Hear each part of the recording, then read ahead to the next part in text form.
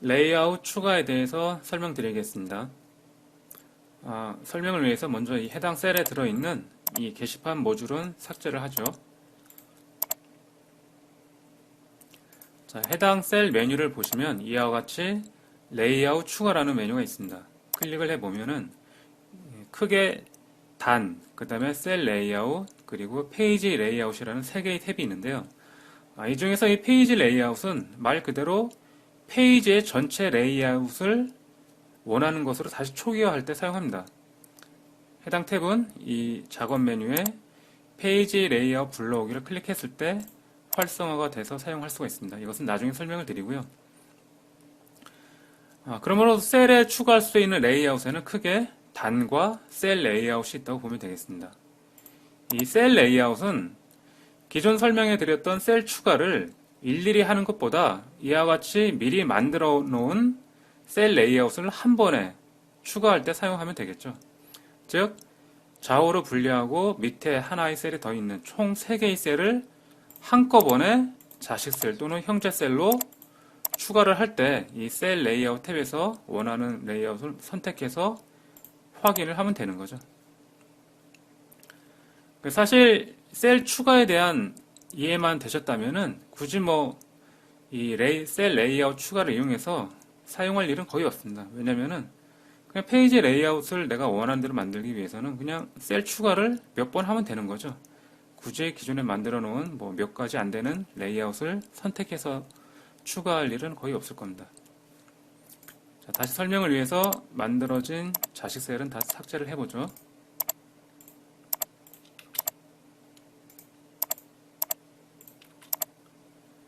자, 다시 해당 레이아웃 추가 메뉴로 들어가 보겠습니다. 이번에는 이 단이라는 것이 있는데요. 이 셀 레이아웃과 단도 마찬가지로 어떤 특정 레이아웃을 추가하는 건 똑같습니다. 다만 이 구조적으로 이 셀 레이아웃과는 좀 많은 차이가 있습니다. 단이라는 것은 보시는 것처럼 이 좌우로 분리된 단을 구성할 때만 사용을 하면 되는데요. 예를 들어서 가장 많이 쓸 이 좌우로 분리된 이 어떤 레이아웃을 한번 자식 셀로 추가를 해보겠습니다. 그리고 확인을 해보죠. 자, 그러면은 기존의 셀 레이아웃에서 추가한 것과 거의 유사하게 내용이 들어가지만은 내용적으로 특성이 많이 다르죠. 한번 예를 들어서 현재 이 우측의 셀의 높이는 300이고 좌측의 셀의 높이도 300이죠. 여기서 이 우측의 셀의 높이를 한번 바꿔보겠습니다. 자, 200으로 한번 바꿔보죠. 자, 그랬더니 당연히 현재 셀은 200으로 바뀌었지만은 그와 인접해 있는 옆에 단도 보시면은 높이가 자동으로 바뀌었죠. 사실 높이만 자동으로 바뀌는 것이 아니라 해당 셀에 실제 다시 모듈을 넣어보죠. 원래 있던 공지사항 게시판을 재등록하고 이 왼쪽에는 어떤 서브 메뉴를 보여주는 모듈을 다시 한번 등록을 해 보겠습니다. 그리고 좌우가 너무 딱 붙었으니까 셀 속성에서 이 왼쪽의 여백을 한 20 정도 주죠. 자, 그럼 이만큼 떨어졌고, 자, 여기 왼쪽 셀에서도 마찬가지로 이번에는 오른쪽에다가 20픽셀 정도 여유를 주겠습니다. 그리고 확인을 해보면은 자, 이렇게 떨어졌고요. 이 상태에서 이 게시판의 제목을 클릭을 해서 상세 내용을 보면은 내용이 길어지죠. 근데 보시면은 인접한 왼쪽의 셀의 높이도 따라서 늘어난 것을 볼 수가 있습니다. 이런 특성이 기존의 이 셀 추가를 통하고 그 셀의 속성 중 플로트를 이용해서 이 좌우로 나눴을 때랑은 약간 성격이 다르죠. 여기서는 이 높이가 최소 300, 왼쪽에 있는 셀도 높이가 최소 300으로 현재는 높이가 똑같습니다. 다만 여기서 어떤 게시물의 내용을 클릭해서 봤을 때 이 해당 셀의 높이는 알아서 늘어났죠. 하지만 그 좌측에 있던 셀, 사실 이건 인접한 셀이라고 보기도 어렵죠. 이 해당 셀의 높이는 그대로 있습니다. 즉, 두 셀의 높이가 전혀 영향을 미치지 않죠. 이러한 단과 단이 아닐 때 그러한 특성이 있습니다. 그럼 이 특성을 이용해서 어떤 구현을 할 수 있냐? 보면은 만약에 이 좌우측에 단과 단 사이에 어떤 테두리, 구분선을 넣고자 한다고 보죠. 그러면은 이 왼쪽 셀에서 이 테두리를 넣어도 되고 이 오른쪽 셀에서 테두리를 넣어도 된다. 여기서는 설명을 위해서 한번 왼쪽 셀에서 오른쪽에다가 테두리를 한번 넣어 보겠습니다. 설명을 위해서 한 두껍게 5픽셀 정도로 넣고요. 뭐 이런 빨간색으로 넣었다고 가정을 해 보겠습니다. 그리고 확인을 해 보면은 이와 같이 이제 구분선이 들어가는 거죠. 사실 여기서는 이 부모 셀의 높이가 300이었기 때문에 밑이 좀 텅 빈 느낌이지만은 뭐 한번 그럼 줄여볼까요? 분모 셀의 높이도 최소 200을 갖는다라고 하고 아래쪽 뭐 200도 다 빼버리죠. 그리고 확인을 해보면은 또 상위에 또 부모 셀이 있었네요. 자, 그럼 해당 상위 부모 셀도 크기를 최소 그냥 200으로 바꾸겠습니다. 자, 그리고 완료를 해보죠. 자, 그럼 이와 같이 이제 밑에 셀에 딱 붙었죠. 이렇게 이제 테두리를 넣었다고 가정하고 이 게시판의 제목을 클릭을 해보겠습니다.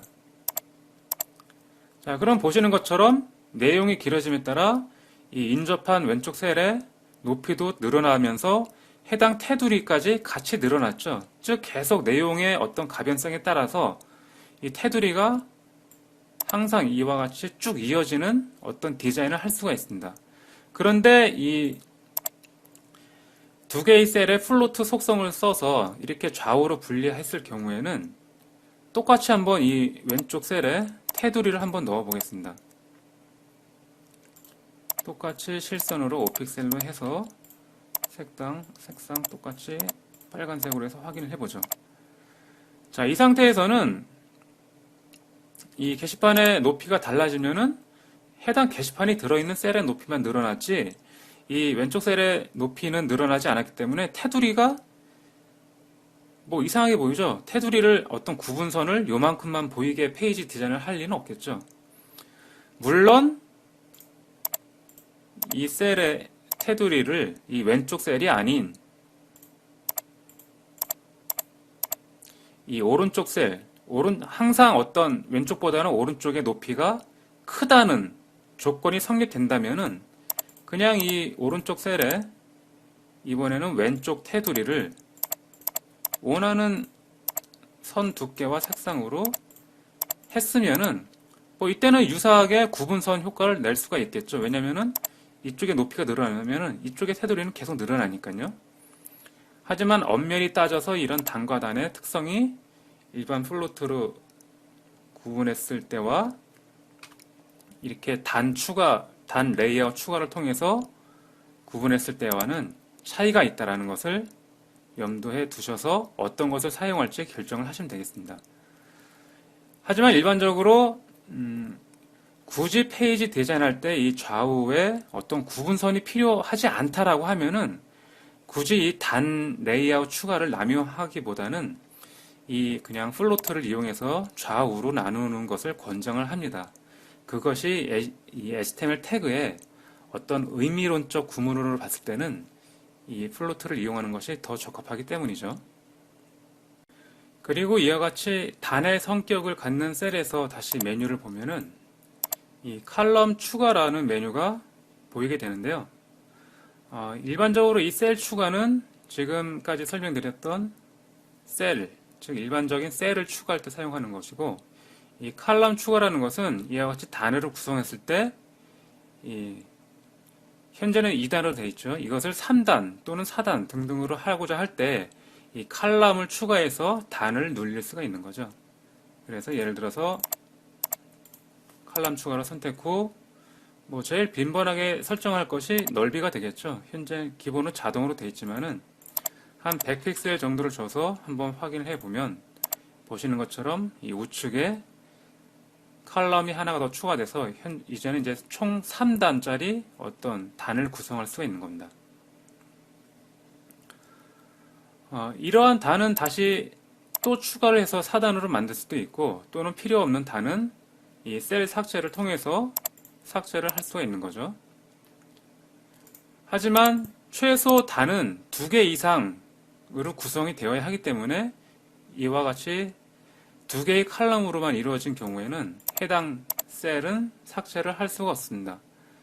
이때는 이 상위 부모 셀만 삭제를 할 수가 있는데요. 즉 이 부모 셀이 단 자체인 거죠.